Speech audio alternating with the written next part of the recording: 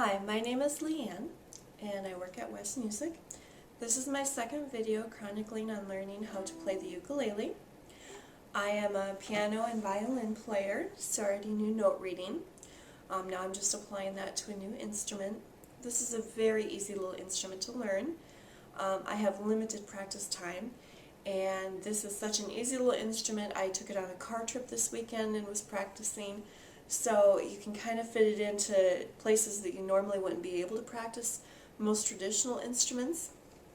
The other nice thing is it's just plain an easy instrument to learn, even for people without a music background.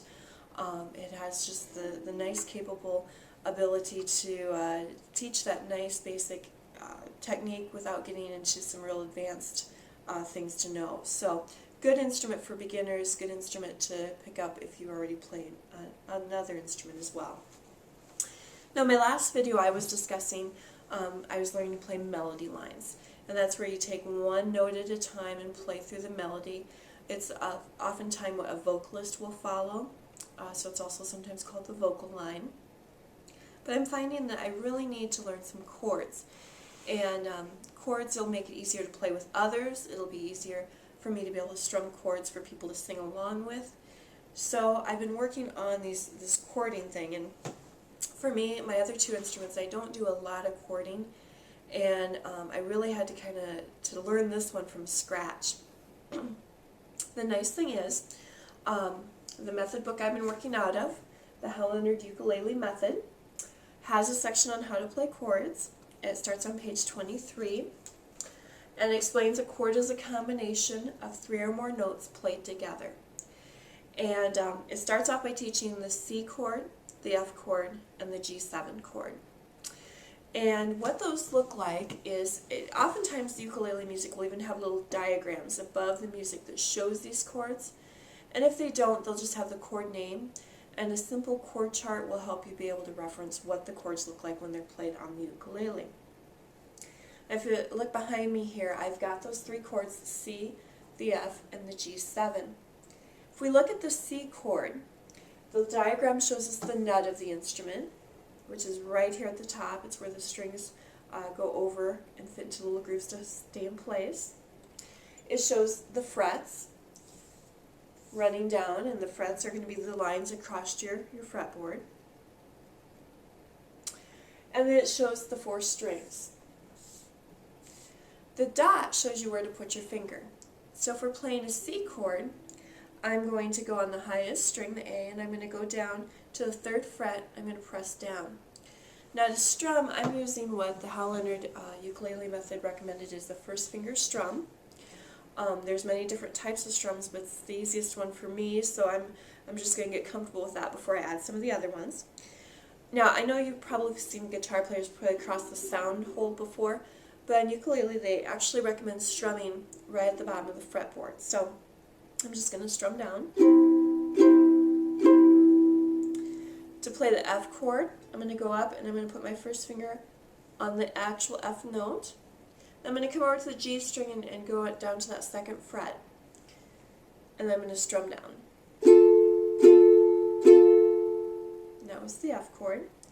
Now for G7, if I've just played an F chord, I can actually leave my first finger right where it was. And I'm actually going to kind of build a little pyramid with my 2nd and 3rd finger. I'm going to go down below that first finger and just make a little triangle, and that's going to be the G7. And if you know those 3 chords, there's a multitude of songs you can start off playing. Now I've been working on Twinkle, Twinkle, Little Star. It's in a new book that I picked up this last week called The Daily Ukulele. It's available from Hell-Leonard Publishing. It has 365 songs in it, so the idea is you can play a different song every day.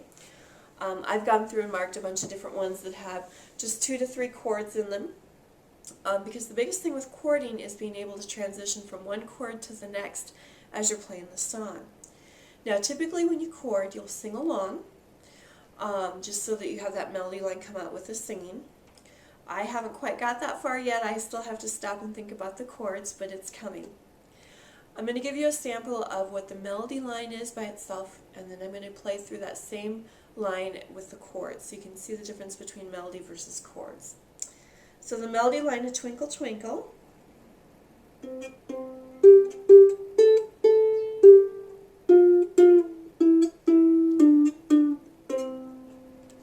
Okay, now I'm going to go back and play that same section but with the chords.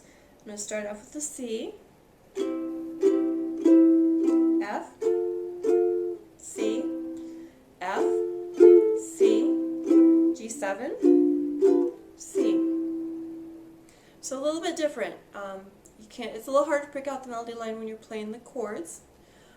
It's more, like I said, supporting voices or a lead instrument that's playing a melody line. So I'm going to keep working on learning my chords. Like I said, with those first three, there's a multitude of songs I can practice so I can learn to switch. A lot of times as you're learning to play chords, you'll kind of feel for patterns, like I said, that little pyramid or triangle. Those patterns kind of help you remember what to shift to as you're playing. And then my next goal is to actually be able to sing, think about what chord is coming up next, being able to shift my fingers and make all those smooth transactions. I'm going to be going down to the public library here in Cedar Falls in the middle of June, and I'm hoping by that time I'm going to be able to help lead a group and be able to strum those chords and hopefully sing along, even though my singing voice isn't the best. So, but hopefully we'll get another video in before then. But hey, grab a ukulele and start playing. It's a great instrument to learn on.